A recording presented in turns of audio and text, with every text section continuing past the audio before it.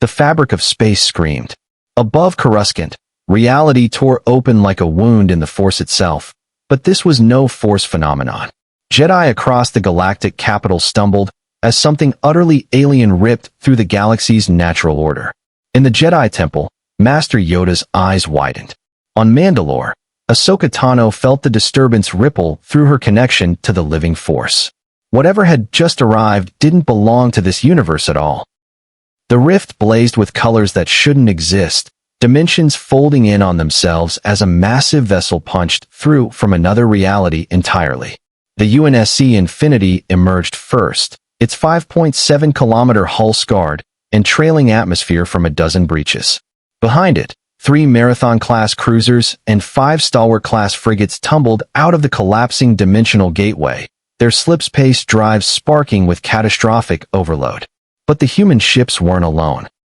Through the chaos came vessels of elegant, alien design, Sangheili warships, their curved hulls shimmering with energy shields as 2 CAS-class assault carriers and 3 CCS-class battlecruisers fought to maintain formation. Inside the Infinity's bridge, Captain Thomas Lasky gripped his command chair as damage reports flooded in. Slip-space drives are fried, his XO reported. We're venting atmosphere on decks 7 through 12. And sir, I have no idea where we are. Give me a star chart, Lasky ordered, and find out if the Arbiter's fleet made it through. On the battle net, a familiar voice crackled through. UNSC Infinity, this is Shipmaster Rataz Vadam. My fleet stands with yours, but our navigation systems detect no recognizable stellar formations. Where has the Forerunner artifact sent us? Before Lasky could respond, his sensor officer's voice cut through the bridge chatter. Captain, multiple contacts breaking orbit from the planet below. Dozens of them. Configuration unknown, but they're forming up like a battle line. Through the view screen, Republic Venator-class Star Destroyers and Separatist Providence-class carriers scrambled from Coruscant's orbital defense grid, their commanders equally confused by the massive unknown vessels that had appeared without hyperspace signatures, without warning, without any explanation at all. In the Senate building, Chancellor Palpatine smiled beneath his hood. The Force had shown him many possible futures, but this was unexpected. An opportunity lived in the unexpected. Then the rift opened again. This time, the dimensional tier was different, touched by something ancient and malevolent. The warp breach manifested as a wound in reality itself, and through it came the Ark Mechanicus Omniscience Inquiry, a 15-kilometer cathedral ship of the Adeptus Mechanicus. Behind it, Imperial Navy cruisers and the Space Marine battle barge Fidelis emerged, their hulls bearing the scars of 10,000 years of holy war. On the Ark Mechanicus bridge, Archmago's explorator Deltrian Vex, 98 processed the tactical data with 18 subsidiary cogitators. Xenos vessels, thousands of primitive craft below, and strangest of all, technology signatures that matched no known pattern, yet bore hallmarks of standard template construct design. Hypothesis. We have located a lost human colony corrupted by Xenos influence and heretical AI. The Archmagos declared through vocal synthesizers. Deploy Scutarii. Prepare for sanctified purge. The Omniscias will be done. In the halls of the Fidelis, Captain Titus of the Ultramarines' 3rd Company donned his helmet and checked his bolt pistol. Whatever worlds lay beyond the Imperium's light would be brought to compliance. For the Emperor. For the Chapter. For humanity. 3 fleets. 3 doctrines. 3 galaxies worth of technology and firepower, all converging above a Republic capital that had no idea its clone wars were about to become infinitely more complicated. And somewhere in the Force, Darth Sidious felt the scales of his carefully orchestrated plan tipping into beautiful, exploitable chaos. If you want to see more characters enter different universes, hit that subscribe button and drop the name of a character in the universe you'd want to see them in down in the comments below. May the Force be with you. The standoff lasted exactly 12 seconds before the Imperium opened fire. All Republic vessels, this is Captain Thomas Lasky of the United Nations Space Command Ship Infinity. The broadcast went out on all standard frequencies, though Roland, the ship's smart AI, had to guess at the proper communication protocols. We are not hostile. Repeat, we are not hostile. We experienced a catastrophic navigation failure and require immediate assistance. Request permission to open diplomatic channels. In the Jedi Temple, Masters Yoda, Mace Windu, and Ki-Adi-Mundi stood before the holographic projector as the strange vessel's transmission played. The language was basic, or something remarkably close, but the technology signature was completely alien. Feel them in the Force, I cannot, Yoda said quietly, his ears drooping. Present they are, yet absent, like shadows without substance. Mace Windu's expression darkened. That's impossible. All living things exist within the Force, unless... He didn't finish the thought. Beings from outside the Force itself? The implications were staggering. The Chancellor wants them contained, Ki-Adi-Mundi reported. He's authorized the Republic fleet to establish a blockade until we determine their intentions. On the bridge of the Venator-class Star Destroyer Resolute, Admiral Wolf Yularen studied the massive alien vessels with growing concern. The largest ship alone dwarfed 3 Star Destroyers combined. And sensors indicated additional unknown vessels, these ones reading as distinctly non-human in origin, holding formation with the human craft. Admiral, his comm officer reported, we're receiving a response from the lead vessel. They're requesting an in-person diplomatic meeting. They say they'll send an unarmed shuttle. Yularen nodded slowly. Inform the Jedi Council. And scramble fighter squadrons, just in case this is some kind of separatist trick. That's when the Imperium's lance batteries opened fire.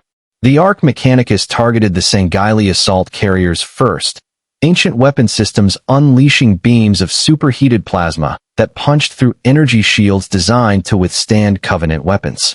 The CAS-class carrier Shadow of Intent shuddered as its port side shield collapsed, hull plating vaporizing under the onslaught. Alert! Hostile vessels engaging. Roland's voice cracked through the Infinity's bridge. Unknown attackers are firing on the Sangheili fleet. Lasky didn't hesitate.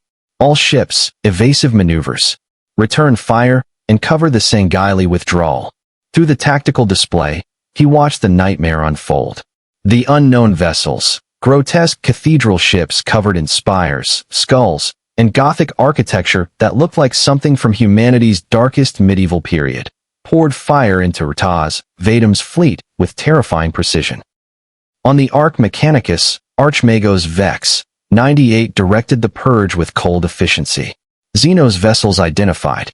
Gene scans indicate Sangheili genome markers, known enemies of humanity from fragmented historical records.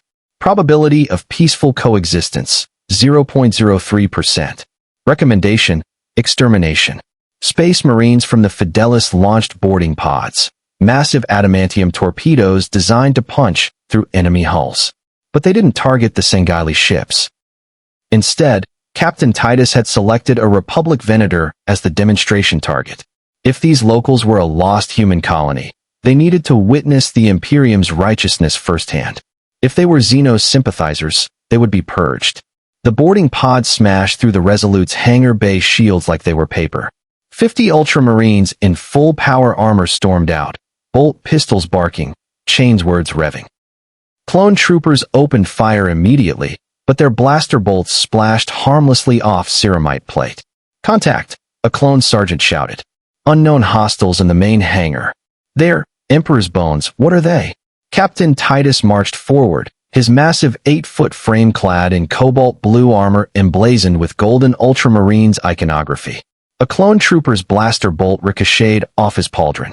He raised his bolt pistol and fired once. The mass-reactive explosive round turned the trooper into red mist. I am Captain Titus of the Ultramarines, 3rd Company. His voice boomed through external speakers. In the name of the God Emperor of mankind, I claim this vessel for the Imperium. Surrender your cogitators and submit to Imperial authority, or face extermination. The clones, bred for war and trained for impossible odds, opened fire with everything they had. Titus smiled behind his helmet. Finally, warriors worth testing. Meanwhile, the UNSC diplomatic shuttle launched from the Infinity, flanked by 6 Pelican dropships carrying Spartan Fireteam Osiris and Fireteam Majestic. Inside the lead Pelican, Spartan Commander Sarah Palmer checked her MA-5D assault rifle and addressed her teams. Intel says we're flying into a three-way clusterfuck, she said bluntly. Unknown hostiles are engaging the Sangheili and apparently boarding Republic vessels. Our mission?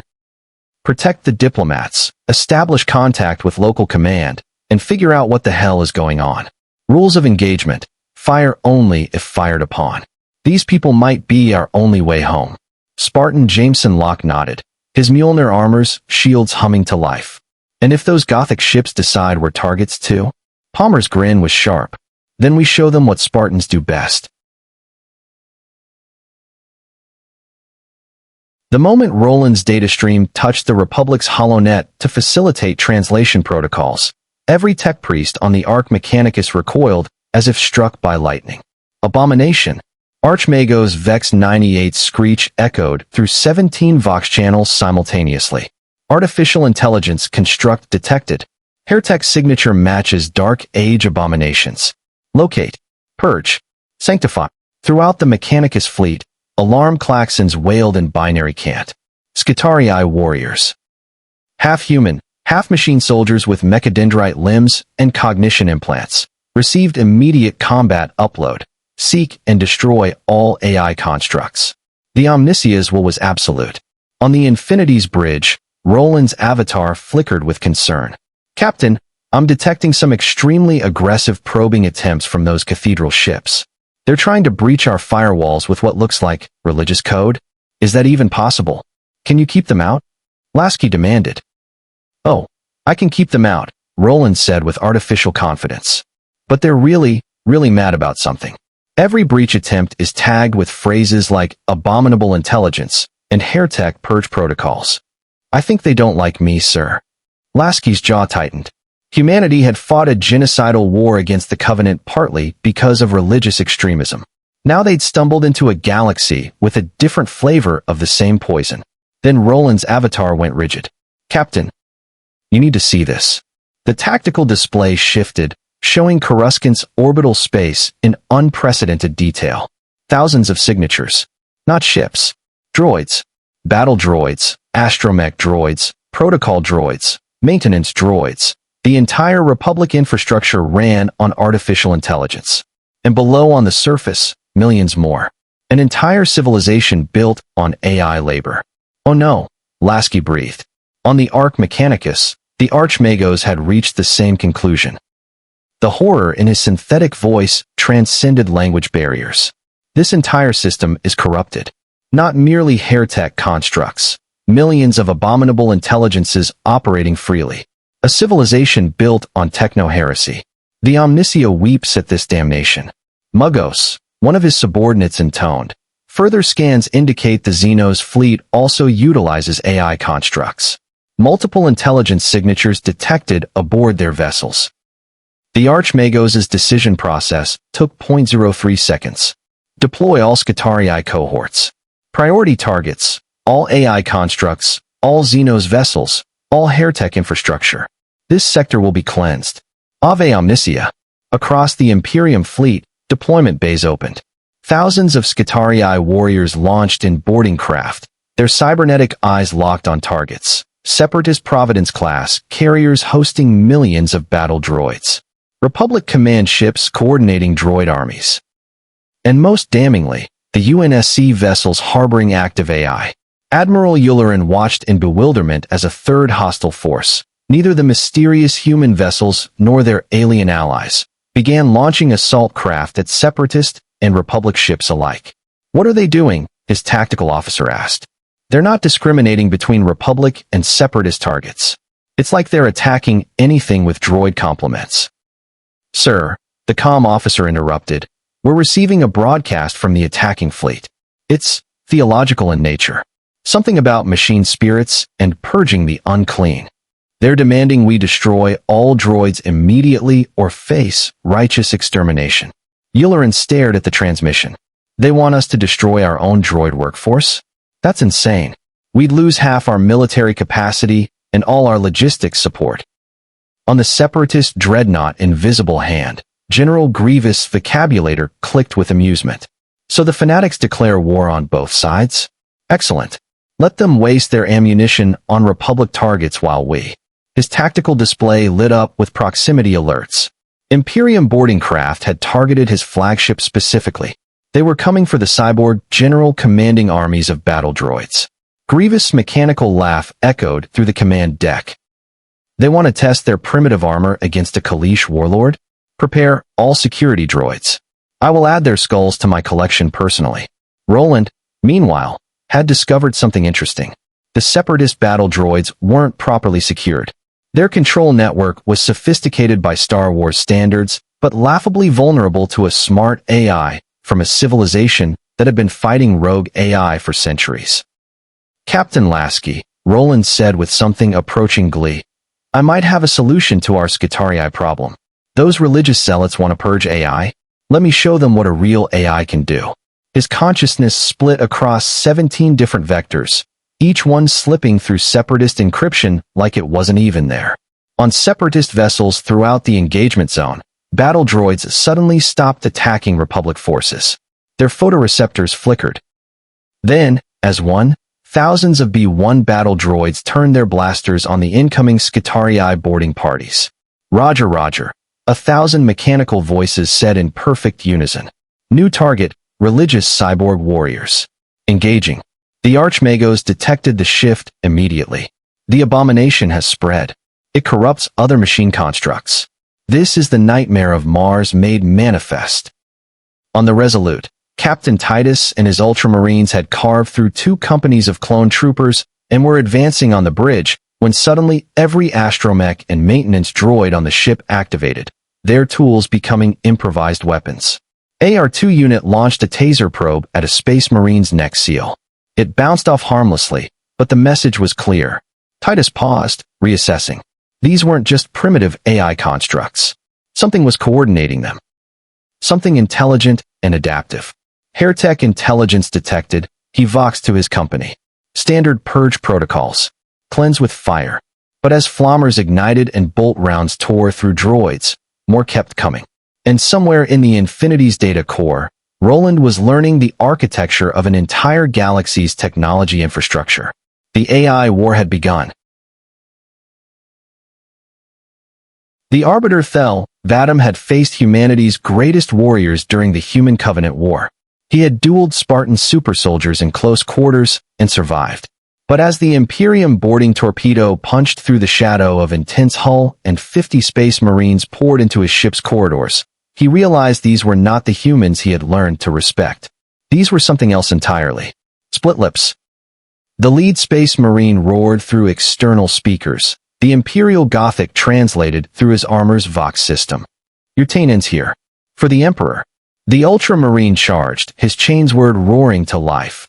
A brutal weapon lined with monomolecular teeth spinning at thousands of RPM. Behind him, his battle brothers opened fire with bolt pistols, the mass-reactive rounds detonating against energy shields and bulkheads. Fel Vadim ignited his energy sword, the blue plasma blade humming with deadly elegance. Around him, 24 Sangheili Special Operations warriors activated their active camouflage and drew their own swords. The corridor became a killing field. The first Space Marine to reach them swung his chains word in a brutal overhead arc. Thel sidestepped with practiced grace, his energy blade severing the chainsword's teeth with a burst of sparks. Before the Marine could react, the Arbiter's blade punched through his neck seal, one of the few weak points in power armor. Superheated plasma cooked the Marine's neck from the inside. But the Space Marine didn't fall. Enhanced physiology and transhuman pain tolerance kept him fighting for precious seconds before his body registered the fatal wound. His fist crashed into Thel's shields, nearly breaking through, before the warrior finally collapsed. Impressive, Thel acknowledged, even as 3 more Marines charged. You die with honor. Captain Titus, monitoring the boarding action through tactical feeds, marked the Xenos commander's energy weapon as a priority threat. The alien had just killed Brother Cassius, a veteran of 200 years of service. These Xenos were not simple primitives. All squads, converge on the command deck, Titus ordered. The alien commander demonstrates capability. He will be tested accordingly. In the corridor, the battle devolved into brutal close-quarters combat.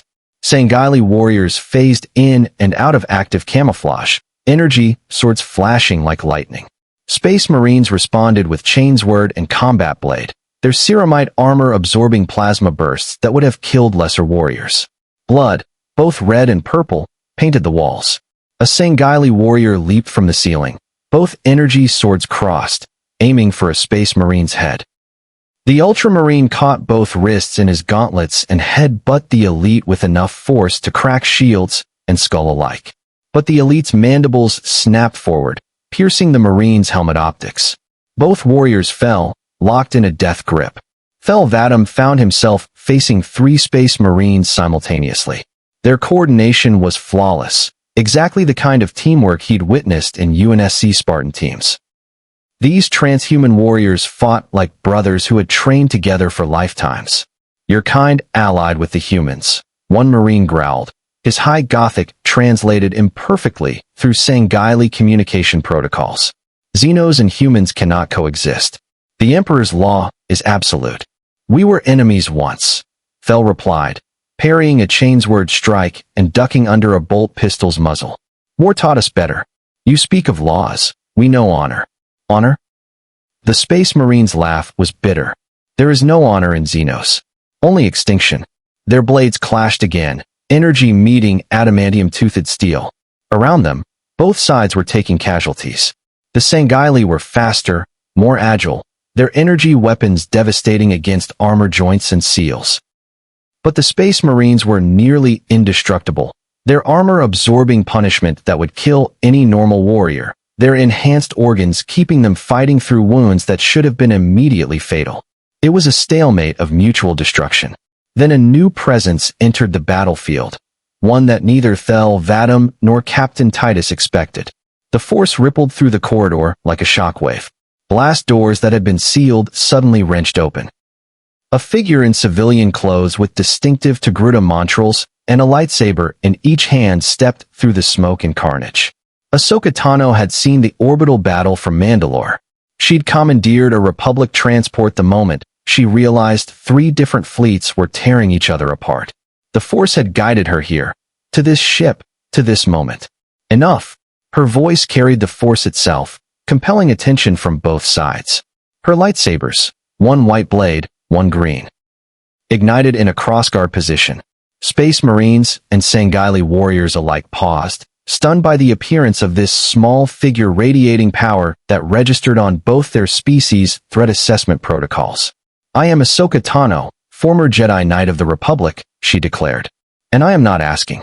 Both sides will cease fire immediately and stand down, or I will make you.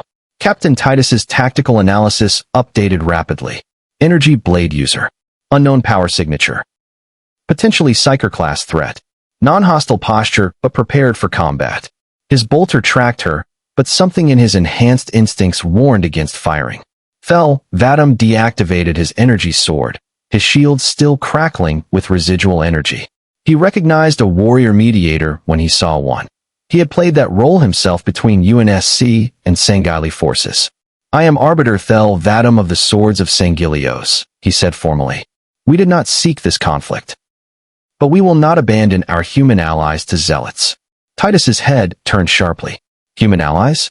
These Xenos claimed alliance with humanity? The implications were disturbing, heretical.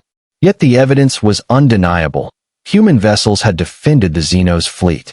Ahsoka felt through the Force, reading surface emotions. The giant armored warriors, fanatical devotion, absolute conviction, no fear of death. The alien commander, honor, determination, weariness from too many wars. Both sides willing to die? Neither side wrong by their own codes. You, she pointed at Titus. Your people worship an emperor? The god emperor of mankind, Titus corrected. Master of the Imperium. He who sits upon the golden throne on Holy Terra. And you, she turned to Thel. You fight alongside humans? We were enemies for 27 years, Thel replied. War between our species killed billions. But we learned. The true enemy was the prophet's lies. Now we fight together against greater threats. Ahsoka's mind raced. Humans who worshipped an emperor. Aliens who had made peace with their human enemies. And a republic about to become an empire under Palpatine's manipulation. I propose a ceasefire, she said. 1 hour. Neutral ground. your leaders and mine. Because whatever brought you here, you're all trapped in someone else's war, and you don't even know it yet.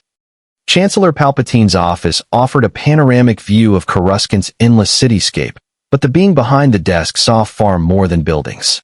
He saw threads of fate, possibilities collapsing into opportunities, and 3 new variables that could either destroy his plans or elevate them to perfection. His first contact was the easiest. Captain Lasky. Palpatine's hologram appeared on the Infinity's bridge, his expression grandfatherly and concerned. I am Chancellor Palpatine of the Galactic Republic. On behalf of our government, I apologize for the hostile reception.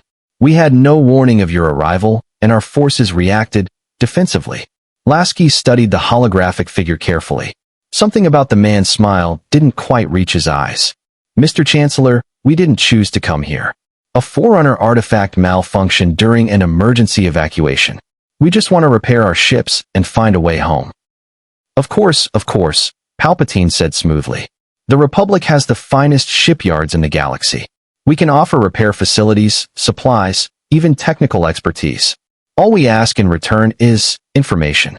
Your vessel's technology is quite remarkable. Perhaps a cultural and technological exchange? Mutual benefit. Roland's avatar appeared beside Lasky, invisible to the transmission. Captain, he's scanning us. Passive sensors are mapping our systems. It's subtle, but he's definitely probing. Lasky kept his expression neutral. We'd be happy to discuss terms, Chancellor. But first, we need to resolve the situation with the Third Fleet. The Zealots attacking everyone. Palpatine's smile widened fractionally. Ah yes, the fanatics. Most unfortunate. Perhaps your forces and ours could coordinate a joint operation to contain the threat. After the transmission ended, Roland's analysis was immediate. Sir, he's playing us. That whole speech was designed to position us against the Imperium fleet while making the Republic look like the reasonable party. I know, Lasky said quietly. But right now, we need their shipyards. We'll play along, carefully. 3,000 kilometers away, on the Arc Mechanicus, Archmagos Vex 98 received a very different message. The transmission came through encrypted channels, routed through what appeared to be military-grade Republic security protocols. The figure on the screen wore dark robes, his face shadowed but his voice resonating with authority. I am Darth Sidious, Palpatine's Sith persona declared. True master of this sector. The Republic you see is a facade, a necessary tool for controlling the weak-minded masses. But you and I, we understand true power. The Archmagos' optical sensors focused with interest. You claim dominion. Prove your worth. The Xenos you encountered, the Sangheili. They are allied with humans who have fallen into techno-heresy. Artificial intelligences control their vessels. Abominations by any measure. Sidious's voice dripped with calculated disdain. And the Republic itself is corrupted by droid armies, machine servants permitted to think freely. A cancer that must be excised. Your assessment aligns with Mechanicus doctrine, Vex 98 acknowledged. Yet you command these very forces. For now, Sidious replied. But soon, very soon, I will purge the heretical elements. When I make my move, I will need warriors who understand the righteousness of eliminating Xenos and abominable intelligence. Warriors like your Space Marines. The Archmagos processed the implications. An internal revolution. A human leader who understood the necessity of purging AI and Xenos. An opportunity to establish Mechanicus doctrine in a new galaxy. The Omnissias will align with righteous purging, Vex 98 said. We will observe your actions and judge accordingly. After the transmission ended, Captain Titus entered the Archmagos' sanctum. Mugos, the Jedi representative, has proposed a ceasefire. 1 hour. Neutral ground. Attend, Vex 98 ordered. Gather intelligence. But the moment we confirm Heretic and Xenos' presence beyond redemption, we purge. No compromise. Meanwhile, in the Jedi Council chambers, Anakin Skywalker received his assignment with barely concealed frustration. Master, I should be on Mandalore with Ahsoka, he protested. Not playing diplomat with aliens. Obi-Wan Kenobi's expression was patient but firm. Ahsoka has the situation on Mandalore under control. The Chancellor specifically requested you, Anakin. These newcomers represent an unprecedented situation. We need our best. Best at what? Babysitting. Best at reading people, Mace Windu interjected. These strangers claim to have come from another galaxy entirely. Their leader, this Master Chief, is apparently some kind of enhanced warrior. You've faced unique opponents before. We need to know if they're threats. Yoda's ears twitched. Sense them in the Force, we cannot. Avoid they create. Disturbing, this is. Careful, you must be, young Skywalker. The meeting took place on a Republic diplomatic station in neutral orbital space, far from the ongoing skirmishes between fleets. The conference room held an unlikely assembly. Obi-Wan Kenobi arrived first, his Jedi robes pristine, lightsaber visible at his belt. His presence in the Force was calm, controlled, the epitome of Jedi serenity. Master Chief John, 117 entered next, his Mjolnir armors, shields humming softly. At 7 feet tall in full armor, the Spartan dominated the room physically. Commander Palmer and Spartan Locke flanked him, while Arbiter Thel Vadam took position at his side, a gesture of unity that made the Jedi's eyebrows rise. Captain Titus and 2 Ultramarines represented the Imperium, their massive frames and ornate armor making even the Spartans look understated by comparison. The Space Marine captain's bolt pistol remained holstered, but his hand never strayed far from it. Ahsoka stood between all parties, her lightsabers deactivated but ready. Anakin entered last, his presence in the Force crackling with barely restrained energy. His eyes immediately locked on the armored warriors. Calculating, assessing, searching for weaknesses. So, Obi-Wan began diplomatically. Shall we discuss how 3 different fleets arrived in our space within hours of each other? Or shall we continue killing each other until no one remembers why we started? Master Chief's voice, filtered through his helmet speakers, was calm and direct. We didn't come here by choice. A Forerunner artifact malfunctioned. We're not invaders. We're refugees trying to survive. Refugees who bring Xeno's filth, Titus growled. The Imperium does not negotiate with aliens. Only eradication. Thel Vadam's mandibles twitched, a Sangheili expression of controlled anger. We were at war with humanity for 27 years. We learned better. Perhaps you should try learning as well, fanatic. I am no fanatic, Titus replied coldly. I am a son of Gilliman, a warrior of the Emperor. And the Emperor's word is law. Suffer not the alien to live. Your Emperor isn't here, Palmer said flatly. We are. And where we come from, we've learned that working with former enemies beats dying alone. Anakin leaned forward, studying the armored warriors with Force-enhanced perception. He couldn't sense them directly, but he could read the space around them, the way they moved, the micro-adjustments in posture, the readiness for violence that never quite faded. You're soldiers, he said suddenly. All of you. Not diplomats, not politicians. Soldiers who fought wars you didn't start, and watched people die for causes you didn't choose.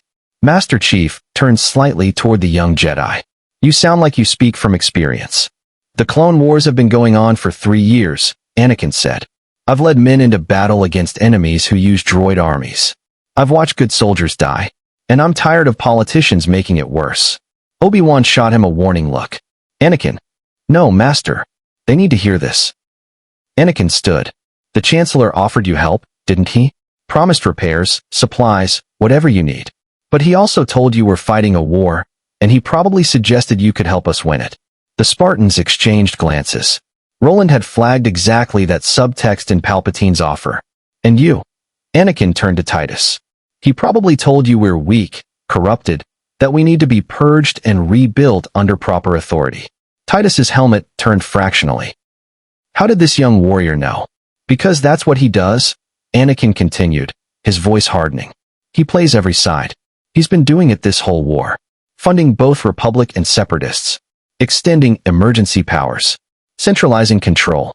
And now, the room went silent. Obi-Wan's hand went to his beard, stroking it thoughtfully. Anakin, that's a serious accusation. Is it wrong? No one answered. In his office, Palpatine smiled into the darkness. The Skywalker boy's intuition was becoming problematic. But it didn't matter. Order 66 was ready. The chips were activated. And once the Jedi were purged, these new arrivals would have no choice but to accept the Empire's rule, or die resisting it. The meeting dissolved in chaos when alarms shrieked across every vessel in the sector simultaneously. On the diplomatic station's main display, tactical data flooded in from Mandalore. Massive spike in combat activity, unknown energy signatures detected on the surface, and a separatist fleet engaging Republic forces in orbit. But that wasn't what made every military commander in the room reach for their weapons. A fourth energy signature had just appeared. Neither UNSC slipspace, nor Imperium warp translation, nor Republic hyperspace. Something else entirely, a tear in space-time itself, radiating dark side energy so potent that Obi-Wan and Anakin both staggered. Maul. Ahsoka's voice crackled through her comm link from Mandalore's surface. He's found something. Some kind of ancient Mandalorian temple. Force. The energy readings are off the scale. On the tactical display, the structure Maul had activated began pulling nearby ships toward it like a gravity well, but it wasn't gravity. It was something far older, far more dangerous. Master Chief didn't hesitate. Commander Palmer prepped 2 Pelican dropships. Full combat load. You're going there? Obi-Wan asked. Your people need help. We can provide it. The Spartan's helmet turned toward Thel Vadam. Arbiter, where you go, we follow, Spartan, Thel replied. My warriors are ready.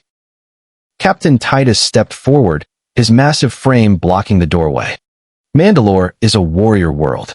If there is ancient technology there, it belongs to the Imperium by right of conquest. There is no Imperium here, Anakin shot back, his hand drifting toward his lightsaber. Only the Republic. For now, Titus said ominously. The standoff lasted 3 seconds before Obi-Wan's diplomatic instincts kicked in. Then we all go? Together. Whatever Maul has found, it threatens everyone in orbit. If we're going to prove we can cooperate, now would be an excellent time to start. 20 minutes later, the most unusual assault force in galactic history descended on Mandalore. Pelican dropships carrying Spartans and ODSTs flew in formation, with Republic LAT gunships bearing clone troopers. Sangheili Phantoms deployed Special Operations elites alongside Jedi interceptors. And flanking them all, Imperium Thunderhawk gunships carried Space Marines in full war plate, their contempt for Xenos temporarily overridden by the lure of ancient technology. On the ground, Mandalore's capital city of Sundari was a war zone. Maul's Death Watch loyalists clashed with Bo-Katan's resistance fighters. Separatist battle droids poured from landed transports. And at the center of it all, in the ruins of an ancient Mandalorian temple, Maul stood before a structure that predated the Republic itself. The Mask of Mandalore, a Sith artifact, though the Mandalorians had never known its true nature. Maul had spent months searching for it, and now its power sang to him, amplifying his rage and pain into something that tore at the fabric of reality itself. The first Pelican touched down 3 blocks from the temple. Spartan fire teams Osiris and Majestic deployed in perfect synchronization, their MA-5D assault rifles tracking for targets. What they found was pandemonium. Battle droids marched in formation, their blasters laying down covering fire. Mandalorian warriors in Beskar armor jetpacked between buildings, their wrist rockets and flamethrowers turning entire streets into kill zones. And everywhere, the distinctive snap hiss of lightsabers as Ahsoka and a squad of clone troopers fought their way toward the temple. Contact front. Spartan Locke called out as a squad of super battle droids rounded the corner. His battle rifle barked, armor-piercing rounds punching through droid chassis. The B-2S returned fire with wrist rockets, but Locke's shields absorbed the blast as he ducked into cover. Behind the Spartans, a full company of clone troopers from the 501st Legion deployed, their distinctive blue markings identifying them as Anakin's personal troops. Commander Rex, his helmet decorated with jag eyes, coordinated the advance with practiced efficiency. Spartans, this is Commander Rex. Appreciate the backup, but watch your fire. We've got friendlies in Beskar armor, Mandalorians fighting on our side. Palmer's voice crackled back. Copy that, Commander. Uploading friendly IFF tags now. Roland, tag anyone shooting at the droids as friendly. On it, the AI replied. Throughout the Republic Command Network, friendly markers appeared over UNSC forces, blue triangles that clone HUDs registered as allies. Then the Imperium arrived. 3 Thunderhawks screamed over the battlefield, their heavy bolters strafing everything indiscriminately. Space Marines rappelled down onto rooftops, their massive frames silhouetted against Mandalore's sun. Captain Titus hit the ground with enough force to crack permacrete, his power armor's servos whining as he stood to full height. "Purge the Hairtech constructs," he roared. For the Emperor, bolt rounds tore through battle droids with devastating efficiency. Each mass-reactive shell was designed to penetrate armor and explode inside the target. Overkill for droids, but the Ultramarines weren't known for restraint. A super battle droid took a bolt round to the chest and detonated like a grenade, shrapnel shredding 3 more droids nearby. But the Space Marines didn't discriminate targets well. A bolt round meant for a battle droid ricocheted off a Mandalorian warrior's Beskar plate, sending the fighter tumbling. Another Space Marine raised his flamer toward a squad of what he assumed were more machine constructs, clone troopers in full armor. "Cease fire." Anakin Skywalker force-leaped between the Space Marine and the clones, his lightsaber igniting to deflect the stream of promethium before it could immolate his men. "They're on our side." Titus's helmet tracked the young Jedi with interest. "They bear identical armor and markings. Clone constructs. Abominations of flesh, if not machine. They're soldiers," Anakin snarled. "Better soldiers than most. And if you shoot at them again, we're going to have a problem." A phantom dropship roared overhead, deploying Sangheili warriors directly onto the temple approach. Vadim led the charge, his energy sword blazing as he cut through Death Watch fighters who tried to stop him. Behind him, active camouflage flickered as Spec Ops elites engaged targets with plasma rifles and energy swords. The Arbiter's path brought him face-to-face with a Mandalorian in distinctive armor. Bo-Katan cries, wielding the Darksaber, the legendary black-bladed lightsaber of Mandalore. She leveled her blaster pistols at the 8-foot alien. "I don't know what you are, but turn around and..." Fel deactivated his energy, sword in a gesture of peace. "I am Arbiter of the Sangheili. We fight beside the humans now. Your enemy is inside that temple, yes?" Bo-Katan's eyes narrowed behind her helmet. An alien fighting with the Republic? The galaxy had gotten strange. But Maul was the priority. "The Zabrak in the temple. He's killed my people, and he's using some kind of Sith artifact. If we don't stop him..." An explosion rocked the temple entrance. Through the smoke and debris, a figure emerged wreathed in crimson light. Maul's double-bladed lightsaber ignited as his yellow eyes swept across the assembled warriors, Jedi, clones, Spartans, Mandalorians, Space Marines, and Sangheili alike. His laugh was the sound of breaking glass and madness. "All of you," Maul's voice echoed with dark side amplification. "Warriors from different galaxies, different philosophies, different wars. And you've all come to die in mine." The artifact behind him, the Mask of Mandalore, pulsed with energy that made every force sensitive in the area stumble. Even Master Chief's armor registered dangerous radiation spikes. Obi-Wan ignited his lightsaber, his voice calm despite the chaos. "Maul, whatever you found, it's too dangerous. Even for you." "Too dangerous?" Maul's voice cracked with hysteria. "I was raised in darkness, broken by it, reforged by it. Sidious taught me pain. The Sith taught me betrayal. And now this mask shows me power beyond the Force itself, power that tears reality." Behind him, the artifact activated fully. Space itself began to warp, pulling at ships in low orbit. A separatist frigate, caught in the edge of the effect, began breaking apart as dimensional forces tore at its hull. "Oh hell," Roland's voice echoed through every UNSC helmet. "Captain Lasky, that thing is generating the same energy signature as the Forerunner artifact that brought us here. If it destabilizes, we get pulled into another random dimension," Lasky finished grimly. "All units, that artifact is now priority target alpha. Take it down." But Maul stood between them and the mask, his lightsaber spinning in a deadly arc as the first warriors charged. Ahsoka reached him first, her white blades meeting his crimson in a shower of sparks. "Maul, you'll kill everyone. Then let them die." Maul's riposte drove her back. "Let this galaxy burn. Let it all." A bolt round screamed past his head, missing by centimeters. Maul's enhanced reflexes saved him, but the near miss interrupted his concentration. Captain Titus advanced, bolt pistol raised, his voice booming through external speakers. Psyker class entity detected. Termination authorized. Maul turned his full attention on the Space Marine, force lightning crackling from his fingertips. The electricity washed over Titus's ceramide armor, finding every gap and seal. The Space Marine grunted but didn't fall, his Laraman cells already working to seal damage as he fired again. Then Master Chief joined the assault, his assault rifle barking in 3-round bursts. The armor-piercing rounds were designed to kill Covenant elites, armored aliens with personal shields. Against a Force user in robes, they should have been devastating. But Maul was no ordinary Force user. He deflected the rounds with his lightsaber, the incredible reflexes granted by the dark side letting him track projectiles moving at supersonic speeds.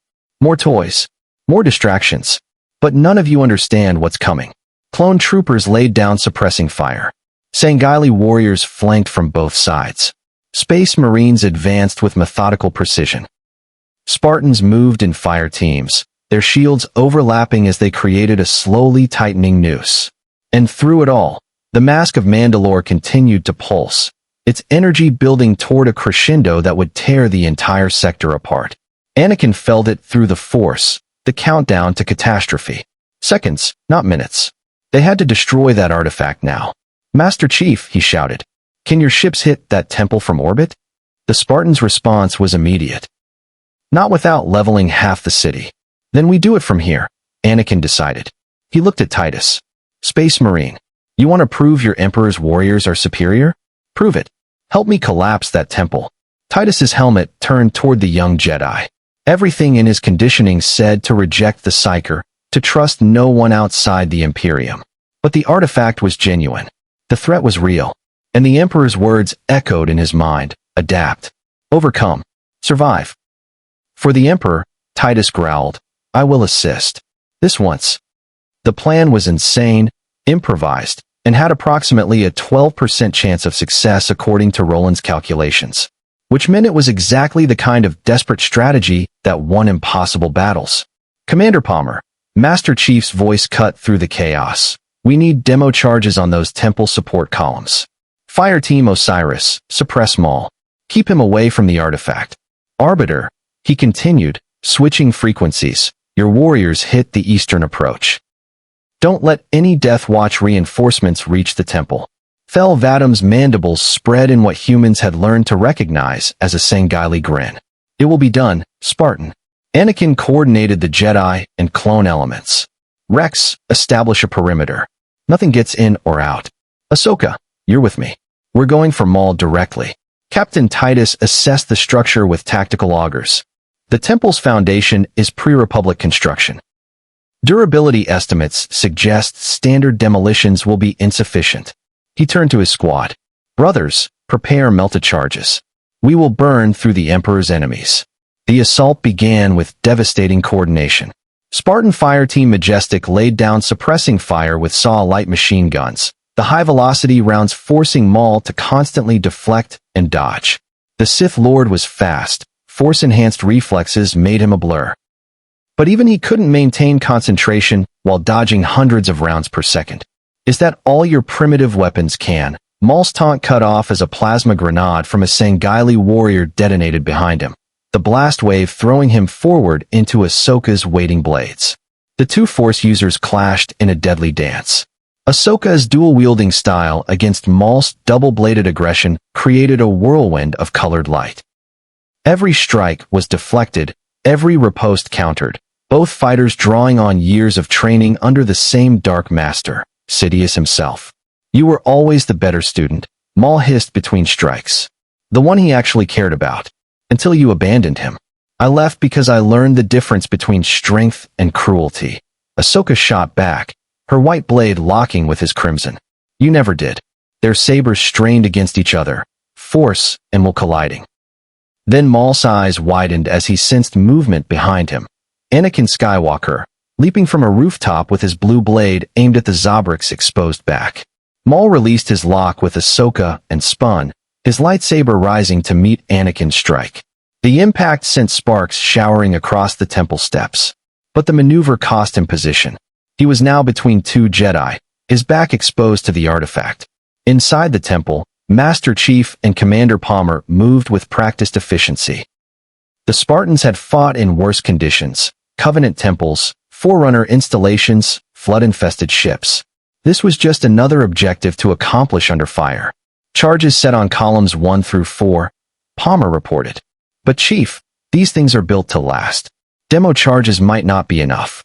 That's when the Space Marines arrived. Brother Sergeant Marius and his combat squad carried melta charges, fusion weapons capable of vaporizing tank armor at close range. The Ultramarines positioned themselves at key structural points, their targeting augers calculating precise placement for maximum effect.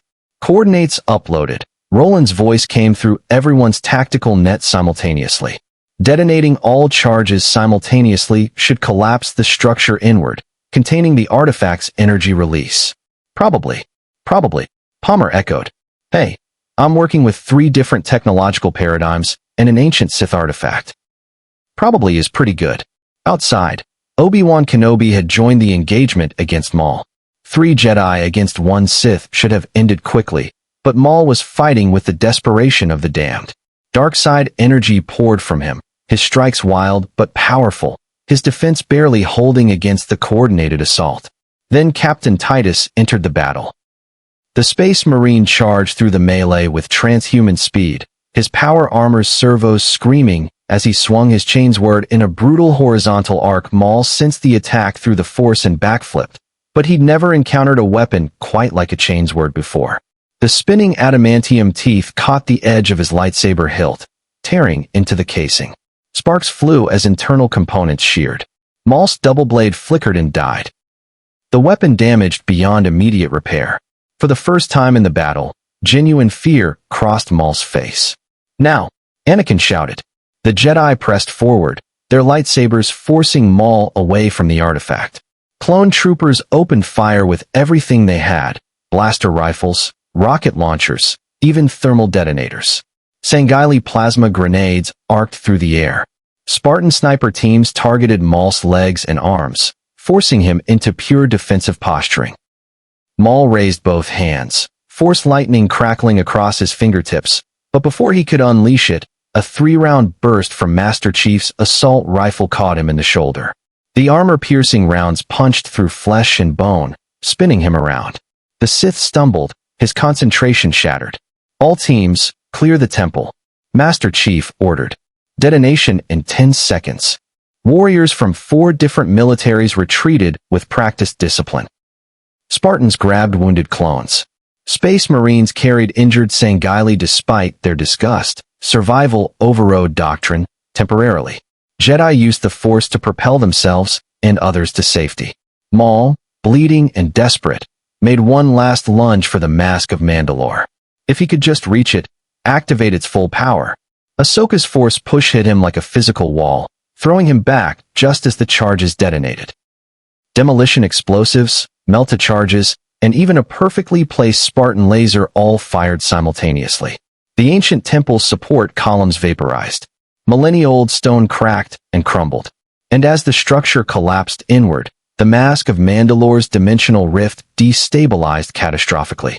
For one terrible moment, everyone felt it. The sensation of reality tearing, of being pulled towards somewhere else, of the galaxy itself screaming in protest. Energy signatures identical to the Forerunner artifact that had brought the UNSC fleet here spiked across every sensor. Then the temple's collapse contained it. Stone and rubble buried the artifact, its energy signature dampening, fading, finally dying to nothing more than background radiation. In the sudden silence, warriors from 3 galaxies stared at each other across the ruins, breathing hard, checking weapons, tending wounded. They'd done it. Together. Master Chief stood beside Arbiter Thel Vadim, both of their shields recharging. Nearby, Captain Titus cleaned Maul's blood from his chainsword with a maintenance rag, his helmet turning toward Anakin Skywalker with something that might have been respect. Obi-Wan deactivated his lightsaber and approached the Spartan super soldier. Thank you. Without your people's weapons and tactics, we couldn't have stopped Maul in time. The Master Chief's helmet turned slightly. You're welcome. Your Jedi held him in place. We just provided the firepower. Commander Rex walked up to Commander Palmer, removing his helmet to reveal a weary but impressed expression. Your soldiers are good. Real good. Where did the Republic find you? Palmer smiled slightly. Different galaxy. Long story. Across the battlefield, Sangheili warriors and Mandalorians regarded each other with wary respect. Both were warrior cultures. Both honored personal combat. Both understood that today's enemy could be tomorrow's ally if circumstances demanded. Bo-Katan approached the Arbiter, her darksaber still ignited but lowered. Your people fought well. With honor. As did yours, Thel replied. Perhaps when this is over, we will share battle stories. For one brief, shining moment, it seemed like cooperation might actually be possible. That the representatives of different galaxies, different philosophies, different military doctrines could find common ground. Then the holograms activated. Across every Republic, UNSC, and even some Imperium communication channels, Chancellor Palpatine's face appeared. But this wasn't the grandfatherly politician they'd seen before. This was something else. Hooded, eyes yellow with corruption, voice resonating with dark power. The time has come, Darth Sidious declared. Execute Order 66. In orbit above Mandalore, aboard every Republic ship, inside every clone trooper's brain, the inhibitor chip activated. Behavioral modification protocols overrode free will, friendship, loyalty. In an instant, millions of clone troopers across the galaxy received the same command. The Jedi have betrayed the Republic. Kill them all. Commander Rex's expression went blank. His DC-15 blaster rifle rose, tracking toward Ahsoka Tano. Around the battlefield, every clone trooper turned their weapons on the Jedi who had led them, fought beside them, saved their lives countless times. Good soldiers follow orders, Rex said in a monotone voice, his finger tightening on the trigger. Ahsoka's eyes widened in horror. Rex? Rex, no. The blaster fired. Master Chief's shields flared as he threw himself between Ahsoka and the bolt, his armor absorbing the blast. Around them, chaos erupted as clones opened fire on Jedi across the entire city. Obi-Wan deflected a dozen bolts from troopers who had served under him for years, his face stricken with anguish. Cody, what are you doing? But Commander Cody just kept firing, his expression empty, his programming absolute.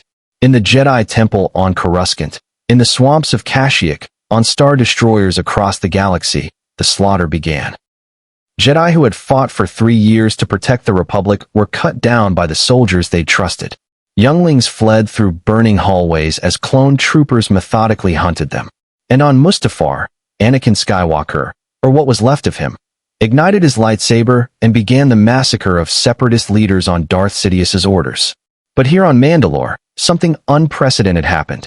Spartan Locke's shields absorbed 3 blaster bolts meant for Obi-Wan. Commander Palmer tackled Rex before he could fire again. Space Marines, confused by the sudden betrayal but recognizing heretical mind control when they saw it, formed a protective circle around the Jedi despite their general contempt for psykers. Brother Sergeant, Captain Titus ordered, stun protocols only. These soldiers are victims of techno-heresy. The true enemy is whoever commands them. Sangheili warriors, who understood the pain of betrayal by one's own forces better than anyone, shielded Ahsoka and Obi-Wan with their own bodies, their shields taking hits meant for Force users. The Arbiter's voice boomed across the battlefield. Jedi? Get behind us. Now, for the second time in one day, warriors from different galaxies formed an alliance born of necessity. And this time, it would define everything that followed. The evacuation from Mandalore was chaos incarnate. UNSC Pelicans screamed through the city streets. Their bay doors opened to receive Jedi who had never expected to flee from their own soldiers. Ahsoka Tano dove into one dropship, dragged aboard by Commander Palmer as blaster fire pinged off the Pelican's armored hull. Behind her, Obi-Wan Kenobi Force pushed a wave of clone troopers back, buying precious seconds. Master Chief, we have a problem. Roland's voice crackled through every UNSC channel. I'm detecting the same execution order going out across the entire Republic military. Every Jedi everywhere is being targeted simultaneously. This is a galaxy-wide purge. Master Chief processed the tactical nightmare instantly. Captain Lasky, recall all forces to the Infinity. We're about to be in the middle of a civil war. Space Marine Thunderhawks roared overhead, but Captain Titus had made an unprecedented decision. Brothers, retrieve the psykers. They are victims of a greater enemy's manipulation. The Codex Astartes teaches us to know our true foe. 3 Ultramarines actually picked up Jedi Padawans, younglings who had been on Mandalore for diplomatic training, and carried them to extraction shuttles. The Space Marines' contempt for psykers warred with their hatred of mind control. The latter one, barely. Sangheili Phantoms deployed extraction teams, their active camouflage allowing them to slip through clone battle lines. The Arbiter personally covered Obi-Wan's retreat, his energy sword deflecting blaster bolts that would have killed the Jedi Master. "Why are you helping us?" Obi-Wan gasped as they reached a Phantom's loading ramp. "Because I know what it is to be betrayed by those you led into battle," Fel Vadam replied grimly. "No warrior should die that way." Above Mandalore's atmosphere, the fleet's situation deteriorated rapidly. Republic Venator-class star destroyers that had been coordinating with UNSC and Sangheili forces suddenly activated targeting locks. Turbolaser batteries swiveled toward the Infinity and her escorts. "Captain, Republic fleet is going weapons hot," the tactical officer reported. Receiving transmission from their flagship, they're demanding we hand over any Jedi we're harboring or be fired upon. Lasky's expression hardened. "Negative. We don't abandon people who trusted us. All ships, evasive maneuvers. Roland, can you disrupt their targeting systems?" "Already on it, sir. But their fleet outnumbers us 20-1. We need to get out of this system." That's when the second transmission cut through every channel. Republic, Separatist, UNSC, Sangheili, and Imperium alike. Palpatine's face, now fully revealed as Darth Sidious, appeared on every holoscreen. "My fellow citizens," the Sith Lord's voice carried across the galaxy. "The Jedi have attempted to assassinate me and seize control of the Republic. This rebellion has been foiled, but at great cost. Therefore, to ensure our security and continuing stability, I have reorganized the Republic into the First Galactic Empire." In the Senate building on Coruscant, thunderous applause echoed. Senators who had spent 3 years terrified of separatist invasion cheered their own enslavement. "For a safe and secure society," Sidious continued. On the Infinity, Captain Lasky watched in horror as a democratic government died to the sound of applause. He'd studied Earth's history. This had happened before, on his own world, and it never ended well. And to our unexpected visitors from beyond, Sidious's yellow eyes seemed to stare directly through the camera. "I extend an invitation. Join the Empire. Lend your strength to galactic order. Or be destroyed with the Jedi traitors you've chosen to harbor." The transmission ended. Captain Titus, monitoring from the Arc Mechanicus, turned to Archmagos Vex, 98. The human leader reveals himself as a tyrant who uses betrayal and mind control. This is not the righteous purge he promised. This is heretical manipulation. The Archmagos' optical sensors dimmed and brightened, the Mechanicus equivalent of troubled thought. Analysis confirms. Behavioral modification of clone soldiers violates the principle of human autonomy. This Sidious entity employs techno-heresy to enslave warriors who should be free to serve the Emperor by choice. Reassessment required. "Muggos, if I may speak plainly," Titus said carefully. "The God Emperor would not approve of enslaving warriors through brain modification. Such is the work of chaos, not righteous authority." The Archmagos processed this for exactly 3 seconds. Agreed.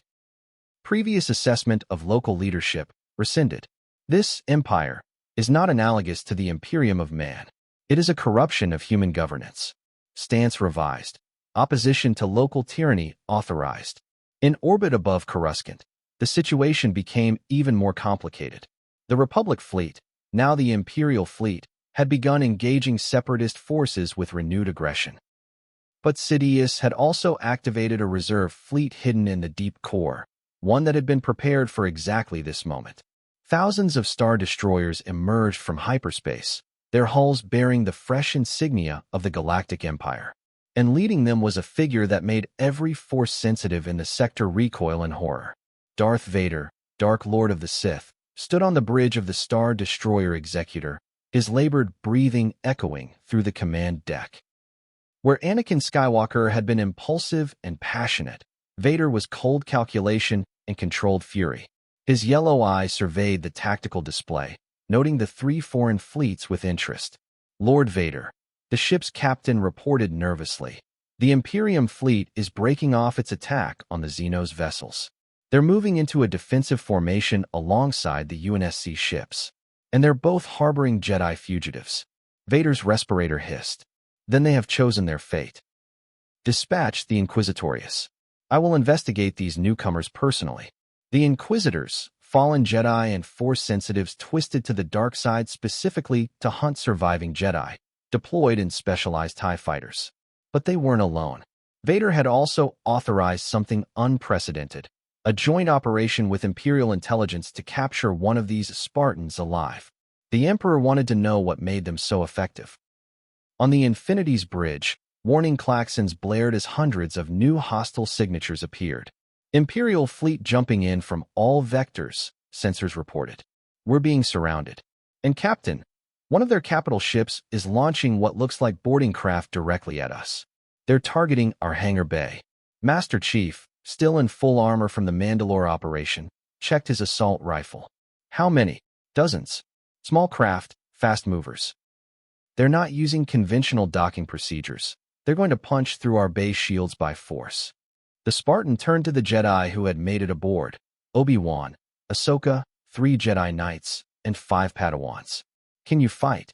Obi-Wan's expression was grim, his robes stained with dust from the Mandalore escape. We're Jedi. We can always fight. But Chief, these Inquisitors are former Jedi who've fallen to the dark side. They know our techniques, our weaknesses. It won't be like fighting Maul. Then we adapt, Master Chief replied. Spartans, suit up. We have hostile boarders incoming. In the Infinity's main hangar, Spartan fire teams Osiris and Majestic established defensive positions. Marine detachments set up heavy weapons.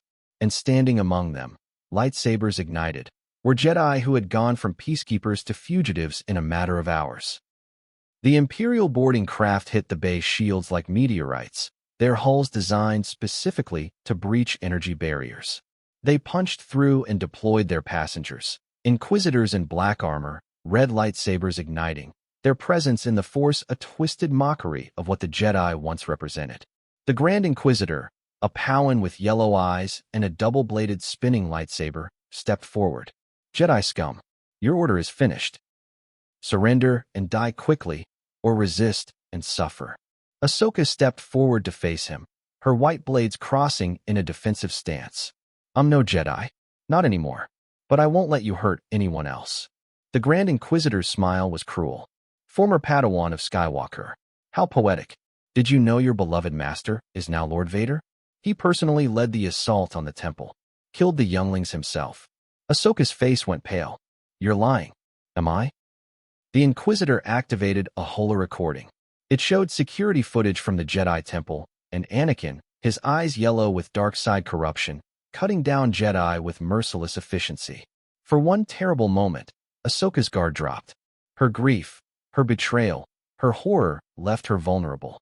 The Grand Inquisitor struck, his spinning blade aimed at her exposed side. A 3-round burst from Master Chief's assault rifle intercepted him mid-swing. The armor-piercing rounds sparked off the spinning lightsaber, throwing the Inquisitor's attack off target. The Darksider recovered with Force-enhanced speed, but the opening was lost. You fight alongside psykers now, soldier? The Inquisitor mocked. Master Chief's response was characteristically direct. I fight alongside people who don't murder children. The battle erupted across the hangar. Inquisitors against Jedi, Spartans providing covering fire, Marines laying down suppression. And through it all, the tactical situation deteriorated. Outside the Infinity, the Imperial fleet closed in. Star Destroyers formed a blockade, turbolasers firing ranging shots. The UNSC and Sangheili fleets maneuvered desperately, their smaller numbers and damaged slip space drives making escape nearly impossible. Captain Lasky made a command decision. All ships, form up on the Infinity. We're breaking orbit and making for the edge of the system. If we can get clear of Imperial jamming, maybe we can jump to slip space. Captain, Roland interjected. I'm detecting another fleet translating in system. It's oh no. On the tactical display, the Arc Mechanicus and her escorts dropped out of warp, barely controlled, their Geller fields fluctuating dangerously. The Imperium fleet had followed the UNSC vessels, but now they were trapped in the same Imperial blockade. Archmago's Vex 98's transmission cut through the chaos. UNSC Vessel Infinity. This is Explorator Fleet Omnisia's inquiry. We are surrounded by heretical mindslavers claiming false imperial authority. Proposal: temporary alliance against common enemy. We purge the tyrant. Then we resolve our doctrinal differences. Captain Titus added his own transmission, Spartan Commander. Your people fight with honor, and you defend the weak against corrupt authority. The Codex Astartes recognizes this. Captain Lasky, we will cover your withdrawal.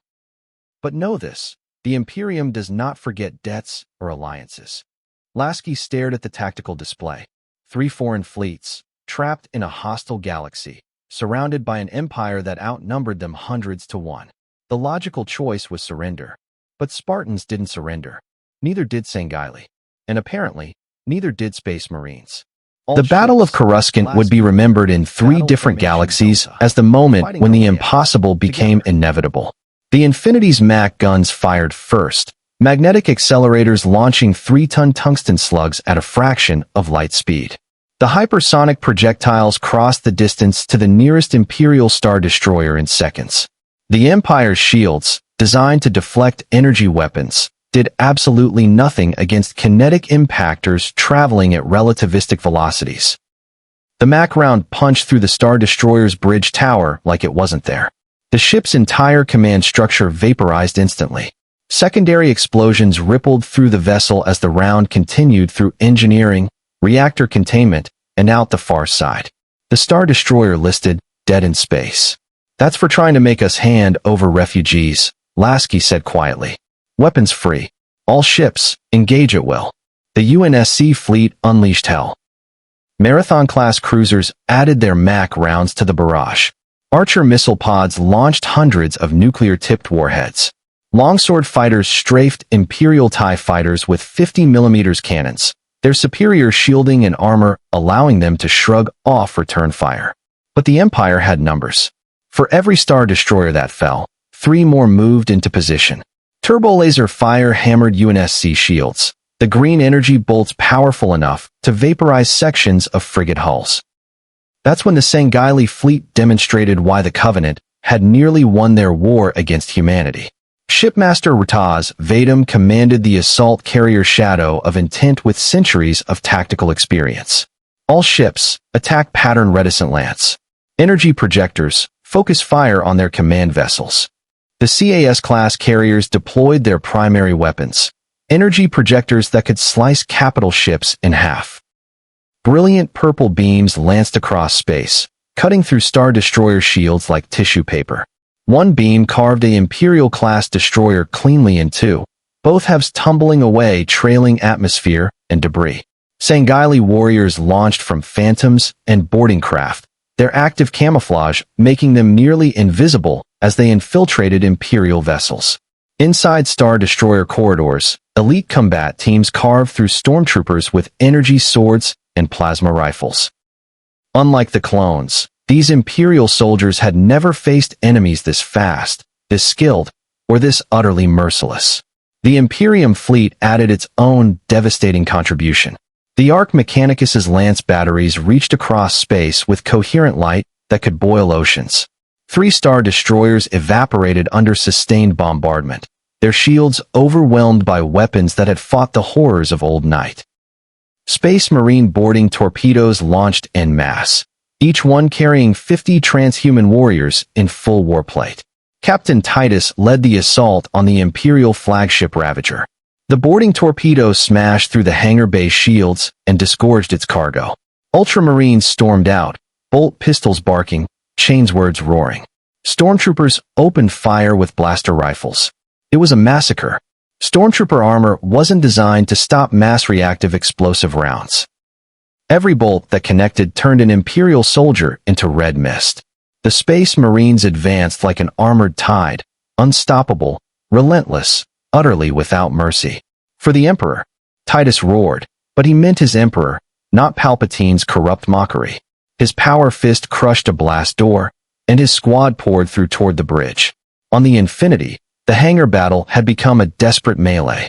Ahsoka Tano fought the Grand Inquisitor with grief, fueling her strikes. Every clash of their lightsabers was punctuated by her rage, her betrayal, her horror at what Anakin had become. But grief made her sloppy. The Inquisitor's spinning blade found gaps in her defense, forcing her back step by step.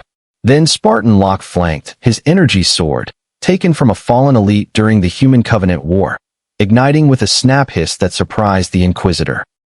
The Sangheili energy blade met the Inquisitor's lightsaber in a shower of sparks, disrupting his attack pattern. 2 against 1, the Inquisitor snarled.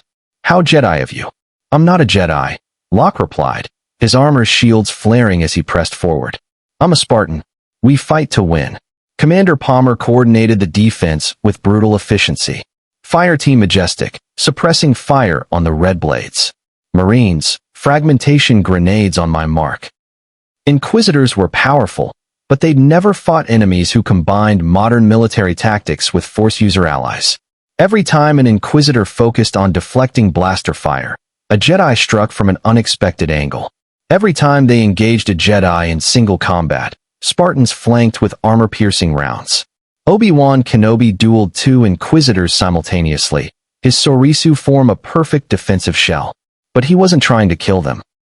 He was buying time for the Padawans to escape deeper into the ship, where Sangheili honor guards waited to protect them. "You cannot win, Kenobi," one Inquisitor taunted. "The Empire will hunt you across the galaxy." "Then the Empire," Obi-Wan replied calmly, deflecting a strike aimed at his head, "will find the hunt more difficult than expected." A bolt round from an Ultramarine positioned on the hangar's upper level took the Inquisitor in the back. The mass reactive shell detonated, and the Darksider fell. The second Inquisitor turned in shock. Space Marines weren't supposed to be here, weren't supposed to exist, and Obi-Wan's blade found his chest. The Grand Inquisitor, seeing his team falling, snarled in fury. He force-pushed Locke across the hangar, the Spartan's shields absorbing the impact but sending him tumbling. Then he turned his full attention on Ahsoka. "Your master fell. Your order died. What do you have left?" Ahsoka's expression hardened. Hope. She struck with every technique she'd learned, from Anakin, from Yoda, from her years fighting in the Clone Wars. Her dual blades wove a pattern of light, so fast the Inquisitor could barely track it. And when he overextended trying to match her speed, she struck. One white blade severed his spinning lightsaber mechanism. The other pierced his side. The Grand Inquisitor fell, his yellow eyes dimming as he realized the Jedi he'd tried to break had instead ended him. Ahsoka deactivated her lightsabers, breathing hard. Around her, the last Inquisitors were being systematically eliminated by the combined efforts of Spartans, Marines, and Jedi. Then every sensor on the Infinity screamed a proximity alert. A Lambda-class shuttle, escorted by a full squadron of TIE defenders, approached the Infinity's damaged sections. The shuttle's boarding ramp extended before it even docked, and a figure in black armor force-leaped across the gap, landing on the Infinity's hull with impossible grace. Darth Vader had come personally. His crimson lightsaber ignited, cutting through hull plating like butter. Within seconds, he'd carved an entrance and dropped into the ship's corridors. Behind him, elite Imperial Royal Guards followed, 8 warriors trained specifically to protect the Emperor and his chosen enforcer. Roland detected the intrusion immediately. "Captain, we have a Force user boarding us. Power signature is off the charts, higher than any Jedi we've encountered. He's heading directly for the hangar." "Master Chief," Lasky said grimly, "you have incoming." In the corridor leading to the hangar, Vader strode forward with absolute confidence. Crew members fled before him. Automated defenses activated.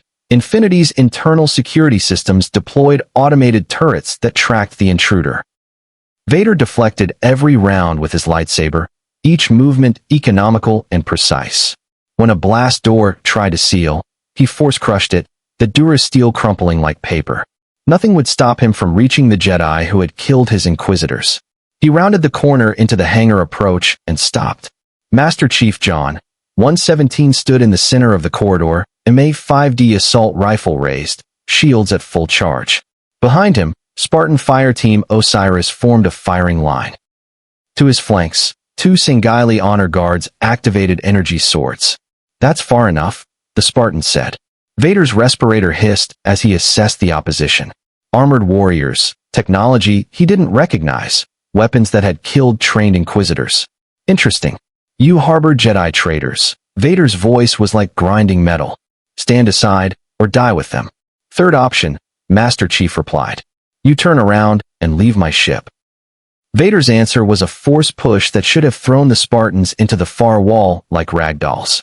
But Mjolnir shields, designed to absorb Covenant plasma, held against the telekinetic assault. The Spartans slid backwards several meters, boots carving grooves in the deck plating, but they didn't fall. For the first time in his short existence as Vader, the Dark Lord felt something approximating surprise. He ignited his lightsaber and charged. What followed was a battle that defied every tactical prediction. Vader moved with force-enhanced speed and precognition, his blade deflecting armor-piercing rounds that came at him from multiple angles. But the Spartans weren't ordinary soldiers. They were genetically enhanced, reaction time augmented, and trained since childhood for impossible combat scenarios. Master Chief's assault rifle barked in controlled bursts, forcing Vader to deflect constantly. Locke flanked left, his energy sword forcing Vader to track multiple threats. The Sangheili honor guards engaged from the right, their plasma rifles adding to the crossfire. Vader's lightsaber was everywhere at once, deflecting bullets, parrying energy swords, cutting through the floor to create obstacles. But he couldn't advance. Every step forward was met with coordinated fire from angles his precognition struggled to predict simultaneously.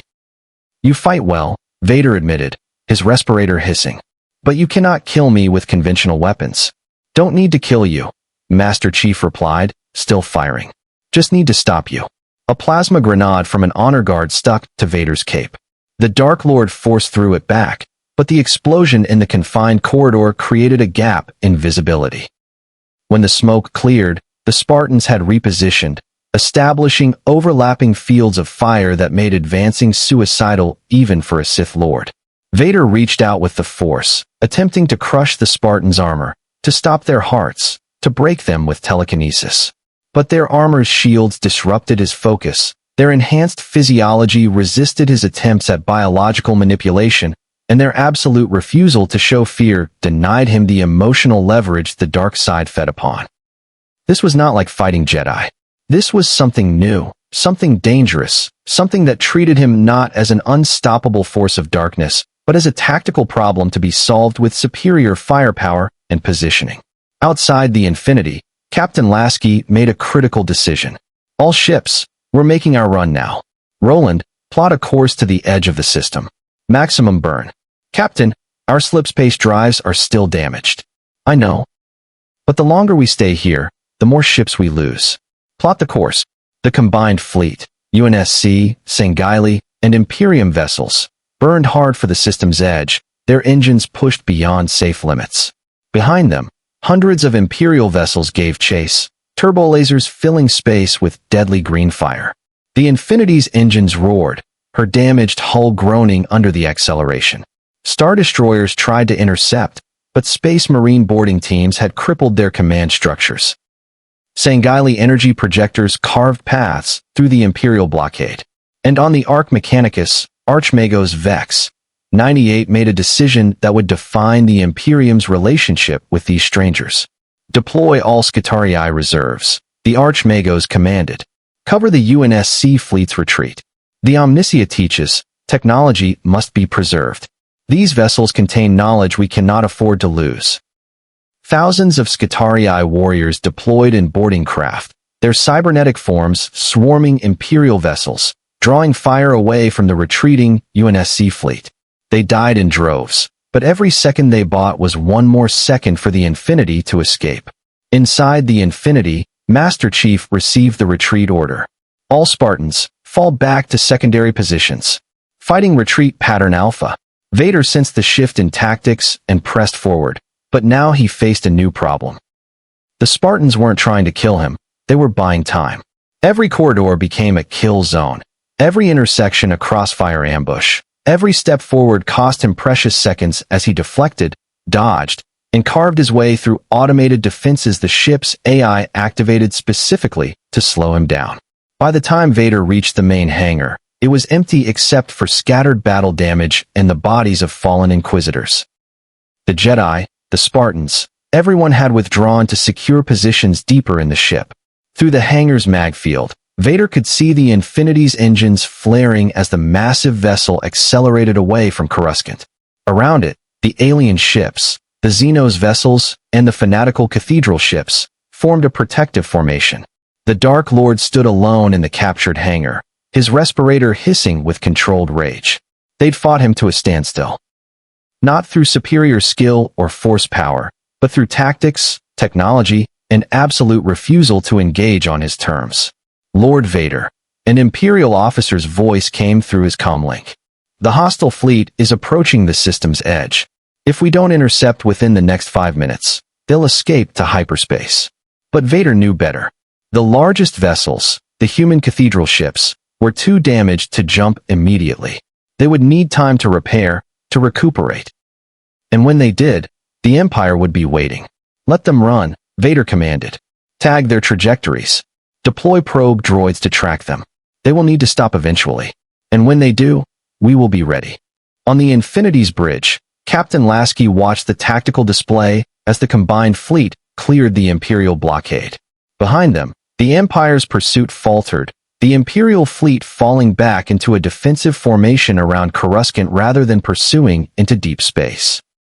We made it, Lasky breathed. We actually made it. Barely, Roland replied. We've lost 2 frigates, the Sangheili lost a battlecruiser, and the Imperium lost half their escort fleet. And Captain, our slipspace drives are still fried. We can't jump home. The celebration died. Around Lasky, his crew's exhausted faces reflected the terrible truth. They'd won the battle. But they were still trapped in a hostile galaxy, hunted by an empire that would never stop looking for them, and their only allies were religious fanatics who'd temporarily aligned out of hatred for mind control. In the Jedi refugees section, Ahsoka sat alone, staring at the holographic recording of Anakin, Vader, leading the assault on the temple. Around her, the dozen Jedi who'd survived the purge dealt with their grief in silence. On the Ark Mechanicus, Captain Titus removed his helmet and knelt before the chapter's shrine. They'd allied with Xenos and psykers to fight a human tyrant. The Codex Astartes had provisions for such actions when the greater enemy demanded it, but his soul was troubled nonetheless. And in deep space, as 3 fleets from 3 different realities tried to comprehend what had just happened, a single truth became clear. They were all far from home, and the only way to survive was together.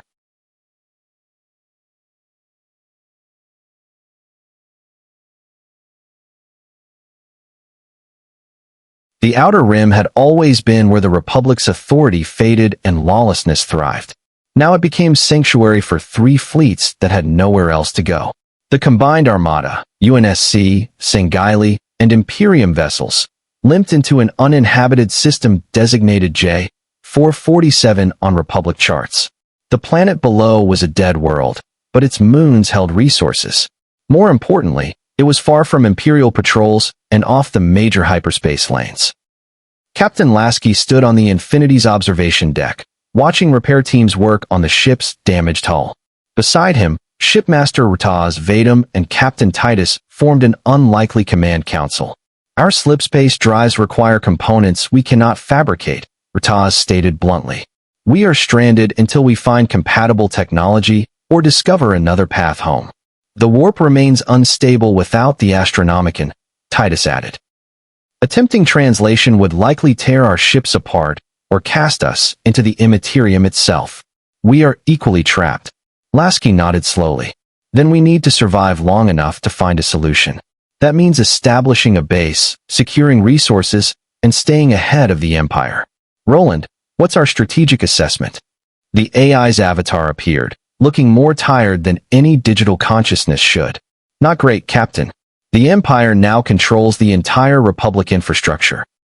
Military, industrial, political. They've declared all Jedi enemies of the state and are offering bounties for information on alien insurgents. That's us, by the way. The good news is that the Outer Rim has always been resistant to centralized authority. We might find allies among smugglers, independent systems, and others who don't love the new regime. On the planet's surface, an unlikely alliance was taking shape. Jedi, Spartans, Space Marines, and Sangheili warriors worked together to establish a fortified compound. Obi-Wan Kenobi used the Force to lift construction materials, while Spartan engineers set up prefabricated structures. Ultramarines carved defensive positions into the moon's rock face with melta-cutters. Sangheili technicians jury-rigged power systems that combined 3 different technological paradigms. Ahsoka Tano found Master Chief overseeing the construction of a command center. The Spartan's helmet turned toward her as she approached. "You saved my life," she said quietly, "when Rex tried to shoot me." "Thank you. You would have done the same," the chief replied. "That's what soldiers do." "I'm not a soldier anymore. Not really a Jedi either." Her voice carried the weight of everything she'd lost. "I don't know what I am." "You're a survivor," Master Chief said. "And right now, that's enough." Across the compound, an even stranger conversation was taking place. Captain Titus stood before the assembled Jedi, his massive frame and power armor making him look like a demigod from ancient mythology. The Jedi watched him warily, uncertain whether the Space Marine was ally or simply enemy of their enemy. "I have fought Xenos, heretics, and demons for 200 years, Titus began, his voice carrying across the assembled group. "I have watched worlds burn and seen civilizations fall. And I have learned that sometimes the emperors will manifest in unexpected ways." He gestured to the Spartans working alongside Sangheili warriors. "These humans fight beside aliens who were their mortal enemies. They show me that even ancient hatreds can be overcome when survival demands it. You," he pointed at Obi-Wan, "you preserve life even when it would be easier to kill. You show restraint that the Imperium has forgotten in 10,000 years of war. Are you saying you trust us?" Obi-Wan asked carefully. "No," Titus replied bluntly. "Trust must be earned through blood and battle. But I recognize necessity when I see it. And right now, we need each other if any of us are to survive." A young Padawan raised her hand hesitantly. "What happens when we don't need each other anymore?" Titus's expression behind his helmet was grim. "Then we will see if we have learned to be more than what our doctrines demand." In orbit, Archmagos Vex 98 examined the Forerunner artifact fragments that had been recovered from the Infinity's damaged sections. The ancient technology hummed with energy signatures that defied Mechanicus understanding, yet tantalized with possibilities. This device opened the dimensional rift. The Archmagos communicated to Captain Lasky via hologram. Analysis suggests it manipulated spacetime itself. Not warp travel, not your slip space, but something that bypasses conventional dimensional barriers entirely. If we can understand its principles, we might be able to recreate it, Lasky finished. "Get everyone home." "Affirmative. However, such research will require resources, time, and knowledge we currently lack. This galaxy's force phenomenon may be key to unlocking the artifact's mysteries."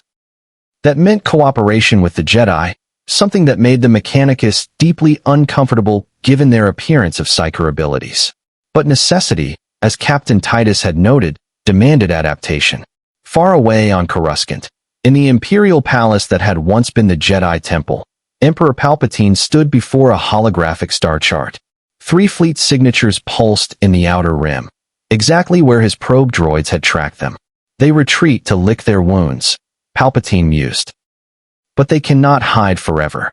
3 entire fleets, technologies we've never seen, and force-sensitive warriors who resist the call of the dark side. Such resources should not be wasted." Beside him, Darth Vader's respirator hissed steadily. "The armored warriors, the Spartans, they fought unlike any opponent I have faced. No fear, no doubt, only tactical precision." "Yes," Palpatine smiled. "Imagine such warriors, cloned and programmed with inhibitor chips. Imagine Space Marines twisted to the dark side. Imagine their ships, their weapons, all bent to serve the Empire. This is not a threat, my apprentice. This is an opportunity. And if they refuse to serve, then we take what we need from their corpses. Grand Moff Tarkin is already designing facilities to dissect their technology. The Inquisitorius will study their resistance to force manipulation. And you, Lord Vader, will hunt down every last Jedi they harbor." Vader bowed. "As you wish, my master." But privately, the Dark Lord contemplated the Spartan who had fought him to a standstill. There was something familiar in their absolute determination, their refusal to yield even against impossible odds. It reminded him of someone he'd once been, before the dark consumed him. In the Outer Rim compound, as 3 galaxies worth of warriors tried to forge an impossible alliance, Roland detected something that made his algorithms pause. "Captain Lasky," the AI said urgently, "I'm picking up another dimensional anomaly. Same signature as the Forerunner artifact that brought us here. But this one isn't collapsing, it's stabilizing." The holographic display showed a rift in space-time, small but growing, pulsing with the same energy that had dragged them across realities. Through it, sensor readings detected something. Other universes, other realities, other possibilities. "Is it another fleet coming through?" Lasky asked. "Unknown, sir. But whatever's on the other side is aware of us. I'm detecting what might be communication attempts. Someone or something knows we're here and is trying to make contact." Master Chief, Arbiter Thel Vadam, Captain Titus, and Obi-Wan Kenobi gathered around the display, each recognizing the implications. They weren't alone. Whatever force had brought them to this galaxy was still active, and it had plans that extended far beyond a simple accident. "Then we find out who or what is behind this," Master Chief said, "and we find a way home. While surviving an empire that wants us dead or enslaved," Titus added, "and helping the Jedi rebuild from the ashes of their order," Obi-Wan said quietly, "and maintaining our alliance despite fundamental differences," Thel Vadam concluded. They looked at each other, warriors from 3 different realities, forged into uneasy cooperation by necessity and survival. Behind them, Spartans trained alongside Jedi Padawans. Space Marines shared combat doctrine with Sangheili honor guards. Human, alien, and transhuman worked together because the alternative was extinction. The galaxy far, far away had changed forever. 3 forces from beyond had arrived, and their presence would reshape the future in ways even Palpatine couldn't predict. The Empire was consolidating power, hunting them across the stars. The Forerunner artifact held secrets that could take them home, or trap them forever. And somewhere in the multiverse, other forces were watching, waiting, planning their own moves in a game that spanned realities. The immediate battle was won. They'd survived Mandalore, escaped Coruscant, and found temporary sanctuary. But the war for survival, and the search for home, had only just begun. In a hidden base on the edge of known space, 3 impossible alliances held together by necessity and mutual respect began to understand what they'd become. Not invaders, not conquerors, but survivors in a galaxy that had no place for them, yet couldn't ignore their presence. Master Chief John, 117 stood watch over Jedi younglings who had lost everything. Captain Titus of the Ultramarines knelt in prayer beside Arbiter Thel Vadam, each honoring their own codes, while recognizing the warrior in the other. Commander Palmer trained clone troopers in Spartan tactics, while Ahsoka Tano taught Spartans to sense threats through instinct rather than technology.